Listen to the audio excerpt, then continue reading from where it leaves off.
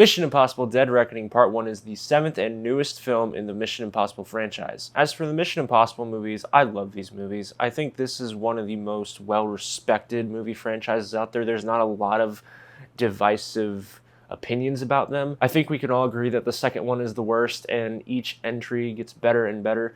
And the second one isn't terrible. It definitely has its moments, but it's about as cinematic as Agent Cody Banks. You guys remember Agent Cody Banks, where the plot was to get this kid to talk to a girl? In middle school, that's a Mission Impossible in of itself. But yes, I do love this franchise. I do love every entry, and you better believe I was excited for this one too. I'm gonna stop wasting time. I love this movie. Tom Cruise, this man, he is the reason why movies are special to me. One of the reasons, at least. What pulls me into his movies is just how dedicated he is to his craft. He makes sure to entertain the audiences in the best way possible to give people what they came there for. He really brings the entertainment value to the film. Right before the movie started, he came on the screen and just thanked us for being there. Tom Cruise thanked me for being at the theater. That's all I need. Because these movies, these Mission Impossible movies, are the reason why I go to the theater. I think that movies like this are the reason why movie theaters are important, because I'm gonna buy this movie when it comes out, and I'm gonna love it whenever I watch it, but it's not gonna compare to the theater experience when I'm watching it at home. I know this is a no-brainer, but where the movie stands out for me is in its action sequences. Although these aren't like the best action sequences in the Mission Impossible franchise, I do think a lot of them stand out. There is one in particular involving a train where, okay, I'm a big Uncharted fan.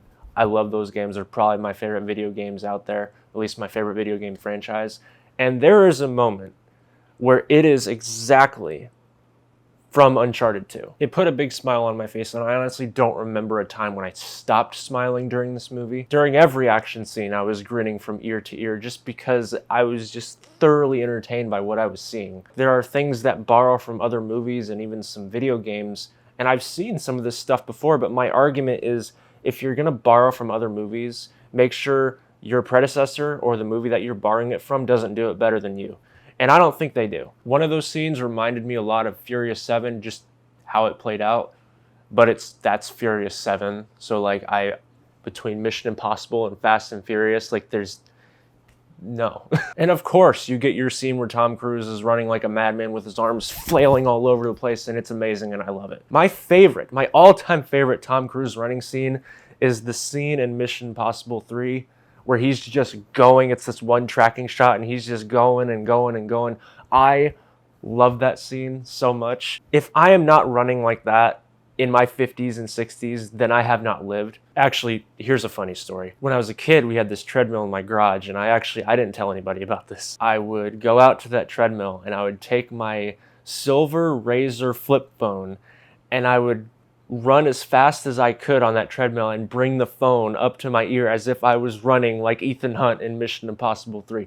I have no shame. Movies are something else, man. Or maybe I'm just a weirdo. That's also possible. In my video for Past Lives, I said that I was tired of long runtimes, and this one is actually 5 minutes shorter than John Wick Chapter 4. And to my surprise, it actually moves fairly quickly. It starts off a little slow in the beginning because that's all the setup, but there's a point in this movie where they get to an airport, and from then on, the movie just moves. It has just the right amount of downtime to pull you back in with another action scene, and it doesn't let up in all the right ways. My positives for the film do outweigh the negatives, but there are a few that I feel like I need to discuss.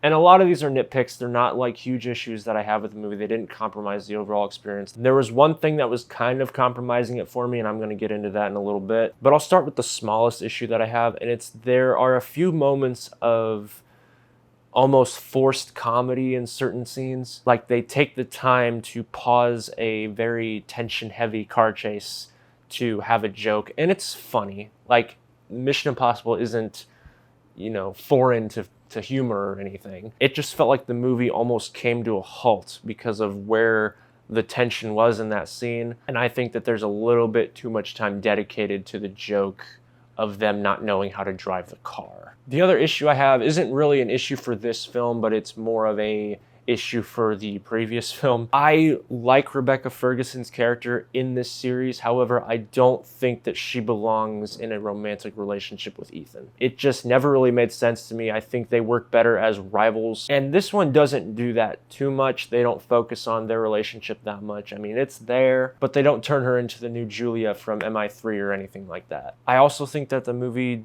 does spend a lot of exposition on the item that they are searching for. Like, they spend a lot of time explaining what this thing can do and how important it is. And I feel like they could have spent one scene just doing that and then letting the film play out for the rest of the runtime. But they felt the need to keep going back and like almost holding information back for the end of the movie, which makes sense. I know that you want to keep things hidden, you want to keep things fresh, so we are invested and we want to know what's the point of this thing.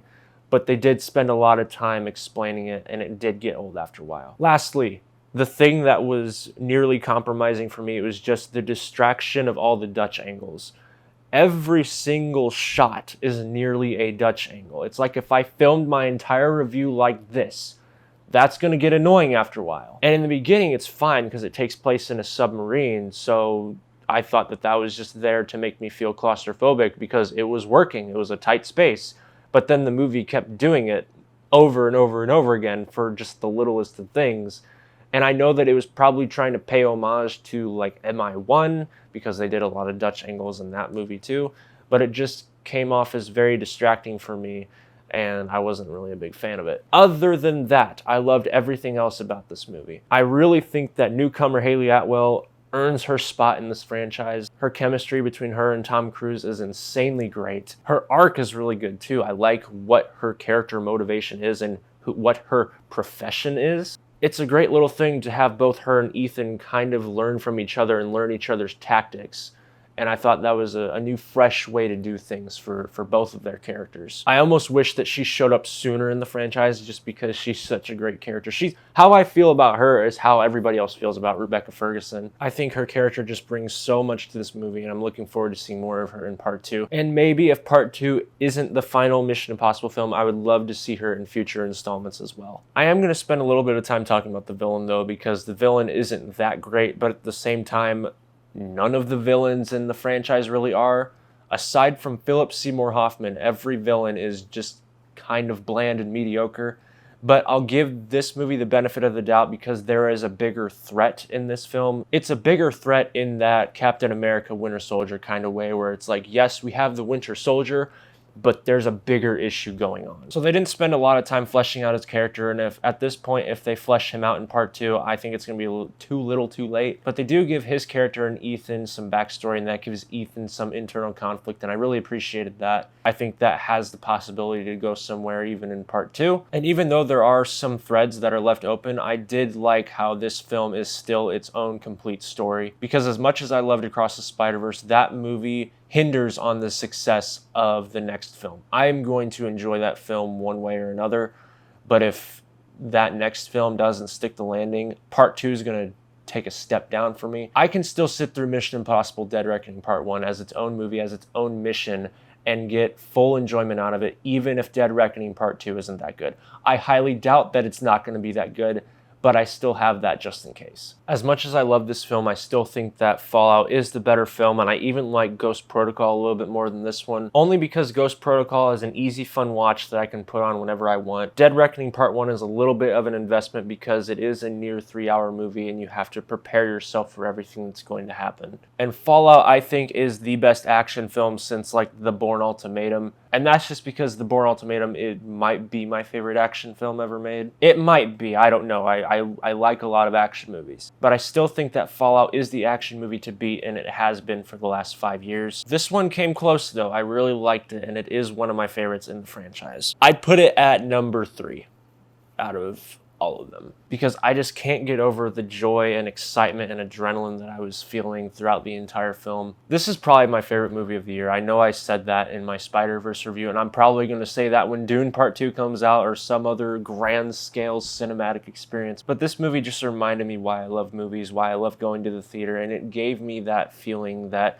Top Gun Maverick gave me when I left the theater then. I think this is this year's Top Gun Maverick. And I think I like this film a little bit more than that one. Guys, if you have not seen this movie yet, make sure you get to the theater and see it as soon as you can. I'm going to say the same thing that I said in my Spider-Verse review. Do not wait to see this at home. This is a movie that's made for the theatrical experience, and it earns that title. As always, guys, please like and subscribe. That would be greatly appreciated. Thank you guys so much for checking out this video. I'll see you again soon.